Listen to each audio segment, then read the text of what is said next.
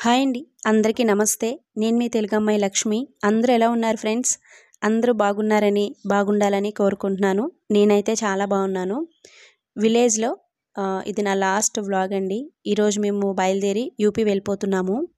మా ఊర్లో మాకు కొంచెం పొలం ఉందండి. మేము వచ్చిన ప్రతిసారి మావయ్య గారు ఉండేవారు కాబట్టి, మావయ్య గారు పొలం తీసుకొచ్చేవారండి. కొంతసేపు పిల్లలతో పొలంలో అవి గడిపేవాళ్ళం.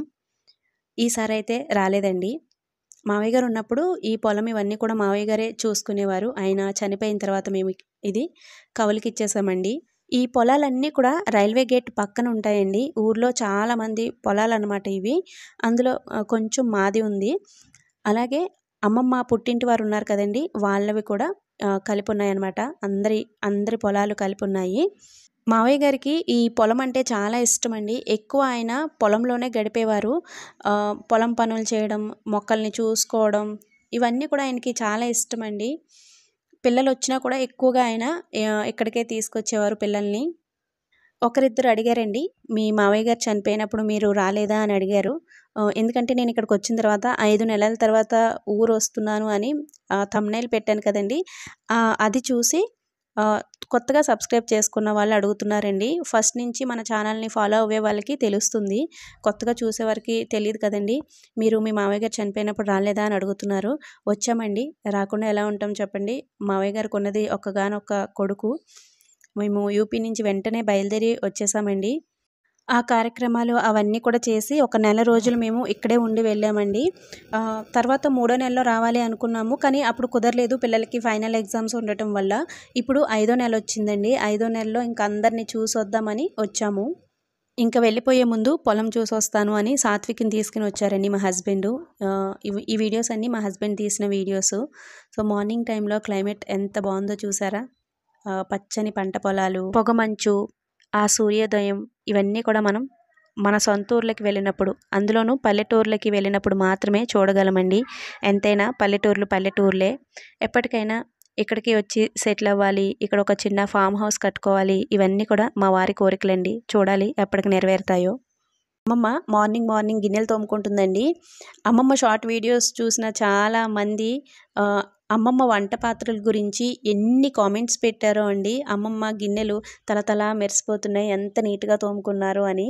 అమ్మమ్మ బూడిదతో తోముకుంటుందండి. అందులో కొంచెం సర్పో, సోపో ఏదో వేసింది. లైట్‌గా నురగొచ్చింది.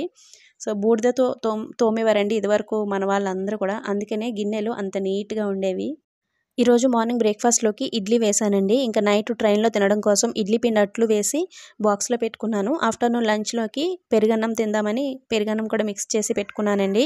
సమ్మర్ కదా! ఇంకా ట్రైన్ జర్నీలో నాన్ వెజ్, పులిహోర లాంటివి వద్దులే అనిపించింది. అందుకని పెరుగన్నం మిక్స్ చేసి పెట్టుకున్నాను. ఇంకా మన శబరి అమ్మమ్మ బెంగ పెట్టేసుకుందండి. మేము వెళ్ళిపోతున్నాం కదా! ఇంకా 2 డేస్ ఇలాగే డల్‌గా ఉంటుంది. అసలు టిఫిన్ ఏమీ వద్దు అందండి. నేనే 2 ఇడ్లీలు తినమ్మమ్మా అని పెట్టాను. చట్నీ అవి ఏమీ వేయొద్దంది. అందుకని పంచదార వేసి పెట్టానండి. నాకు ఉండాలనే ఉంది ఈసారి. తక్కువ రోజులు ఉన్నాం కదండీ! వెళ్ళాలనిపించట్లేదు పిల్లలకి, నాకు కూడా. పిల్లలకి హాలిడేస్ ఉండుంటే నేను ఉందునండి. పిల్లలకి హాలిడేస్ లేవు. ఇప్పుడు స్కూల్ ఉంది. 1 వీక్ లీవ్ పెట్టుకొని వచ్చాము. ఆల్రెడీ చెప్పాను కదండీ! మళ్ళీ వాళ్ళకి మే 3rd వీక్‌లో హాలిడేస్ ఇస్తారు. మళ్ళీ రావాలనుకుంటే గనక అప్పుడు రావాలి. ఫస్ట్ టైమ్ అండి. మేము ఊరు వచ్చి 1 వీక్ మాత్రమే ఉండి వెళ్ళడం అనేది ఫస్ట్ టైమ్ అనమాట. మేము ఎప్పుడు ఊరొచ్చినా ఒక 15 డేస్ అట్లా ఉండి వెళ్తాము. ఈసారి తొందరగా వెళ్ళిపోతున్నాం కదండీ!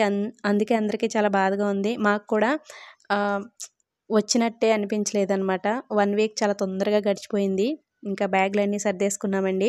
మా హస్బెండ్ ముందు రోజు నుంచి చెప్తున్నారు, "ఈసారి నువ్వు అస్సలు ఎమోషనల్ అవ్వకు. వాళ్ళందరికీ ధైర్యం చెప్పి వెళ్ళాలి. లాస్ట్ టైం నువ్వు చాలా ఏడ్చేసావు. వాళ్ళందరూ కూడా ఏడ్చారు. నువ్వు అస్సలు ఎమోషనల్ అవ్వద్దు. ధైర్యం చెప్పి వెళ్ళాలి" అని ముందు రోజు నుంచి చెప్తున్నారండి. అందుకని ఈసారి నేను కొంచెం స్ట్రాంగ్‌గా ఉన్నానండి. ఏడుపొచ్చింది కానీ ఆపుకున్నాను. ఇంకా సాహితీ, సాత్విక్ ఇద్దరు వాళ్ళ తాతమ్మకి బాయ్ చెప్పేసి ముద్దులు పెట్టి వెళ్ళిపోతున్నారు. ఇంకా అమ్మమ్మకి మేము ఇక్కడ చెప్తున్నామండి, "అస్సలు బెంగ పెట్టుకోవద్దు. టైంకి తిను, జాగ్రత్తగా ఉండు" ఇలా చెప్తున్నాము. "సరే అమ్మ, జాగ్రత్తగానే ఉంటాను" అంటుంది. పిల్లల్ని జాగ్రత్తగా చూసుకో అని నాకు చెప్తుందండి. పొద్దున్న లేవగానే గుడ్డు ఉడకబెట్టివ్వి, పాలివ్వి ఇలా చాలా జాగ్రత్తలు చెప్తుంది. "సరే అమ్మమ్మ, సరే అమ్మమ్మ" అంటున్నాను నేను. అమ్మమ్మ ఎక్కువగా పిల్లల గురించే చెప్తుందండి. పిల్లల్ని జాగ్రత్తగా చూసుకోండి, పిల్లల్ని కొట్టొద్దు, తిట్టొద్దు ఇలాగే చెప్తుంది. మేము ఫోన్ చేసినా కూడా ఫోన్‌లో కూడా మాకు ఇవే చెప్తుందండి.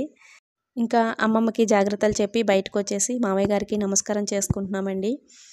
ఇంకా అత్తయ్య గారు అయితే చాలా ఎమోషనల్ అయిపోయారు. వచ్చిన ప్రతిసారి అత్తయ్య గారు, మావయ్య గారు చాలా ఎమోషనల్ అయిపోయేవారండి తిరిగి వెళ్తున్నప్పుడు. అండ్ ఇప్పుడు కూడా అంతే.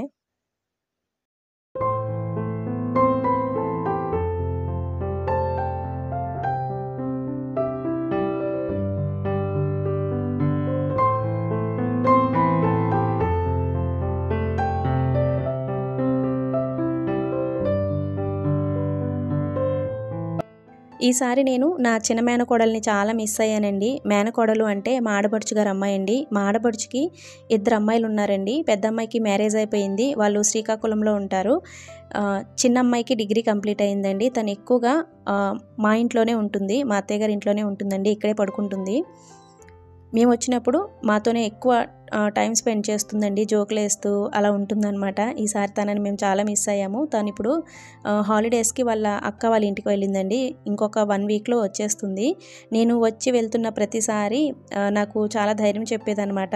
అత్తయ్య బాధపడకు, నేనున్నాను కదా, నేను చూసుకుంటాను వీళ్ళందరినీ అనేది. అలాగే వీళ్ళందరినీ కూడా కొంచెం నార్మల్ చేసేదనమాట. ఇప్పుడు తను లేకపోవడం కూడా వీళ్ళందరికీ ఒక బెంగ. ఇంకొక 1 వీక్లో వచ్చేస్తుందిలేండి. ఇంకా మేము ఇక్కడ బయలుదేరాము.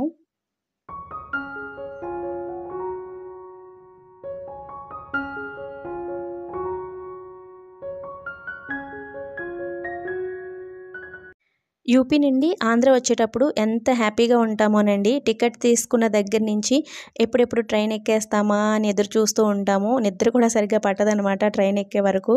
ఇంకెక్కడి నుంచి వెళ్ళిపోయేటప్పుడు అంతే బాధ ఉంటుందండి. వెళ్ళిపోయి ఒక రోజు ముందు నుంచే అమ్మో రేపు వెళ్ళిపోవాలి అనే బాధ వచ్చేస్తుంది. మాకు తాడేపల్లిగూడెం నుంచి డైరెక్ట్ ఝాన్సీ ట్రైన్ ఉందండి.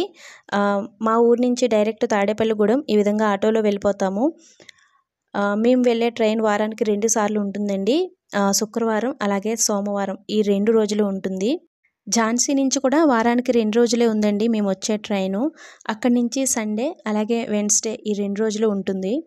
మేము ఆటోలో వచ్చేటప్పుడు తాటిముంజలు కనిపించాయండి. ఈసారి నేను తాటిముంజలు తినలేదు అని అనుకుంటున్నాను. ఈలోపు కనిపించాయి. ఇంకా తీసుకోకుండా ఎలా ఉంటాం చెప్పండి. మావయ్య గారు ఉన్నప్పుడు మావయ్య గారు తెచ్చి పెట్టేవారండి. ఈసారి తినలేదు. సమ్మర్ స్పెషల్ కదండి. సమ్మర్లో మనం తాటిముంజలు ఇవి రెగ్యులర్గా తినటం వల్ల చలవ చేస్తుందండి. హెల్త్కి కూడా చాలా మంచిది. దొరికితే గనక రెగ్యులర్గా తింటూ ఉండండి. మాకు యూపీ వెళ్ళిన తర్వాత ఇవన్నీ కూడా దొరకవు. ఫైనల్లీ తాటిముంజలు కూడా తినేసి వెళ్తున్నాము. తాడేపల్లిగూడెం రైల్వే స్టేషన్కి అయితే వచ్చేసామండి.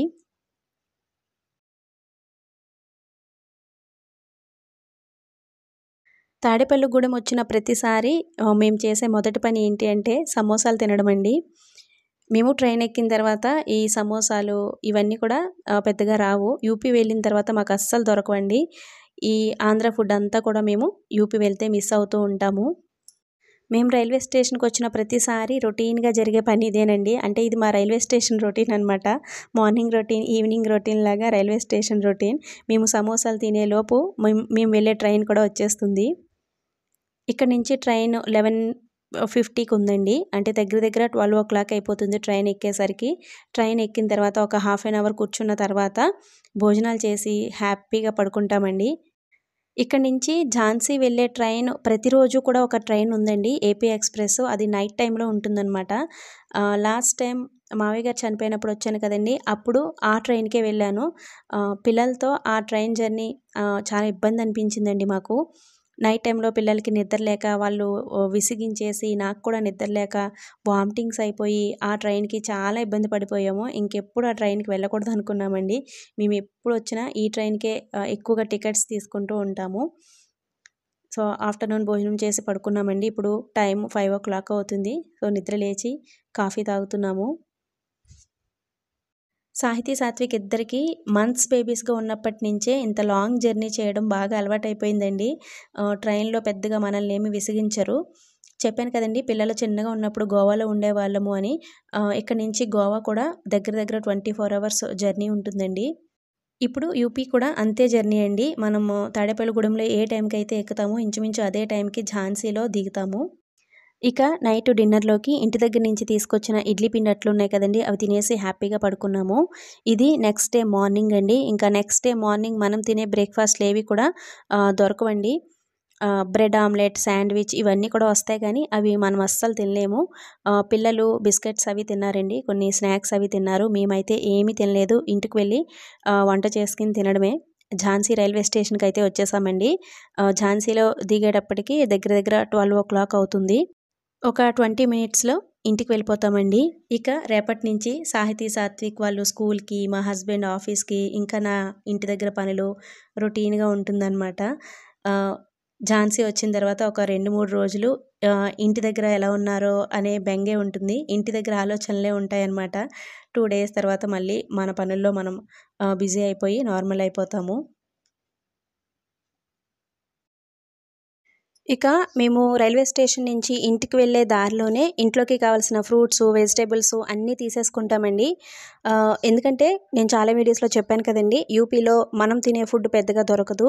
మనకెంత నీరసంగా ఉన్నా సరే, ఈ విధంగా జర్నీ చేసి వచ్చినా సరే, మన వంట మనమే ప్రిపేర్ చేసుకొని తినాలి, తప్పదు.